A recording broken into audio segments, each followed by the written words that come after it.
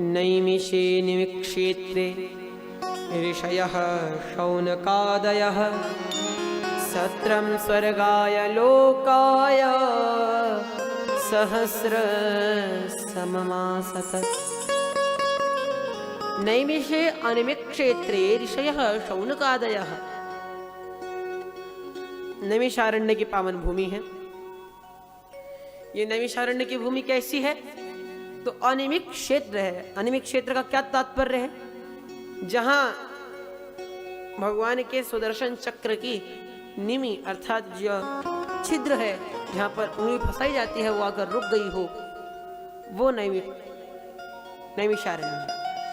अथवा निमि कहते हैं पलकों को, जहां जाकर प्रभु के ऐसे दर्शन हो कि पलके ही न झपके, वो है नैमिषारण्य। तो नैमिषे निमिषेत्रे ऋषयः शौनकादयः। कौन है? तो शौनकादि ऋषि है। ऋषि कौन होते हैं? ऋषयः वेद शास्त्रार्थ तत्वावगंतारो मुनयः। वेद शास्त्र के अर्थों को समझने वाले कहलाते हैं मुनि और ऋषि। जो ऋषि होते हैं वे प्रत्येक मंत्र के अलग अलग होते हैं। इसका क्या तात्पर्य है? तो जिन्होंने ध्यान लगाकर मंत्र का प्रत्यक्ष किया वे ऋषि।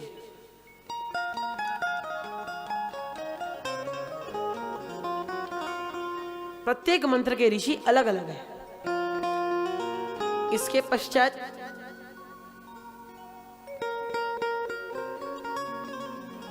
शौनकादयः। शौनकः आदिर येषां ते शौनकादयः। शौनक जी हैं अग्रवर्ती आदि, जिस समुदाय विशेष में वे हैं शौनक आदि समुदाय। शौनक आदि समुदाय विशेष। शौनकः आदिर येषां ते शौनकादयः। अब शौनक आदि क्यों कहा? क्योंकि शौनक जी हैं मेन इन सब में। इन सभी में मेन से शौनक जी महाराज हैं, वही शौनक आदि। सत्रम स्वर्गाय लोकाय सहस्रसममासत।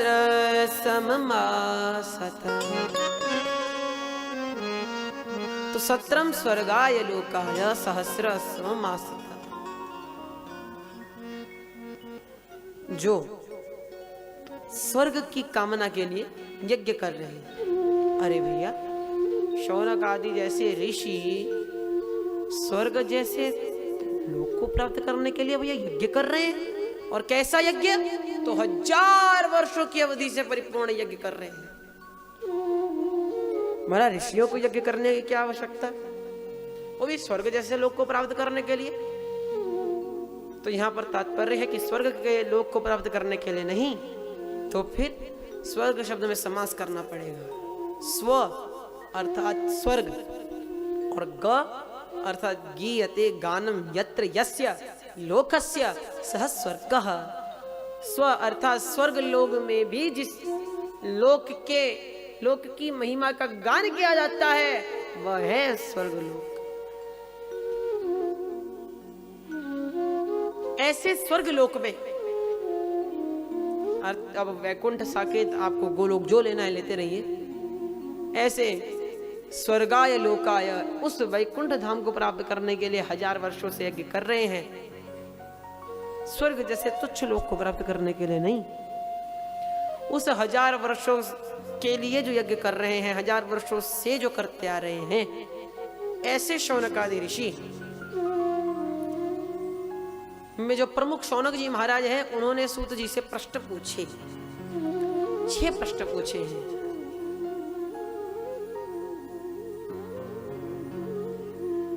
प्रत्येक प्रश्न का अपना एक भिन्न तात्पर्य है। एक विद्वान ने एक सुंदर श्लोक में 6 के 6 प्रश्नों को पिरो दिया। किम श्रेयः शास्त्रसारः कः स्वावतार प्रयोजनम किम कर्म के बताराश्च धर्मः कं शरणं गतः। किम श्रेयः, प्राणी मात्र का उद्देश्य क्या है? भागवत जी में भी पंक्ति आती है क्या? अर्थात किम उद्देश्यम, किंतु यहाँ पर ध्यान देने की बात है, एक ही श्लोक में नहीं है, अलग अलग श्लोक में आपको निकालने पड़ेंगे। दूसरा, शास्त्र सारः कः, शास्त्रों का क्या सार क्या है। तो भागवत जी में पंक्ति क्या है, ग्रंथानां सार किम तवा स्वावतार प्रयोजनम। भगवान अवतार क्यों लेते हैं, अवतार हेतु भूतम किम। तृतीय, चौथा प्रश्न, किम कर्म, कर्म क्या है, अर्थात मनुष्य को जन्म किस लिए मिला है। मानव जन्म हेतु किम, धर्म कम शरणम गतः। जब भगवान इस संसार से चले जाते हैं तो धर्म किसकी शरण में जाता है।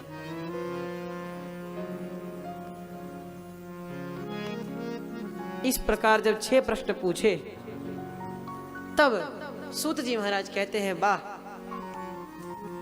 हे शौनक जी, आपने बड़े दिव्य प्रश्न हमसे पूछे हैं।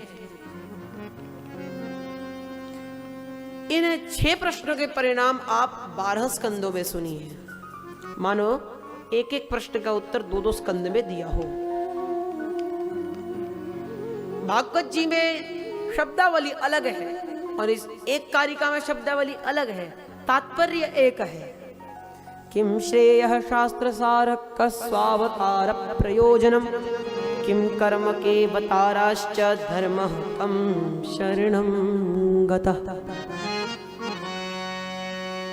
6 प्रश्नों को जब शौनक जी ने प्रश्न पूछे तब जाकर सूत जी महाराज कहते हैं कि इन सभी के प्रश्नों के उत्तर आपको श्रीमद् भागवत महापुराण में अवश्य ही प्राप्त हो जाएंगे।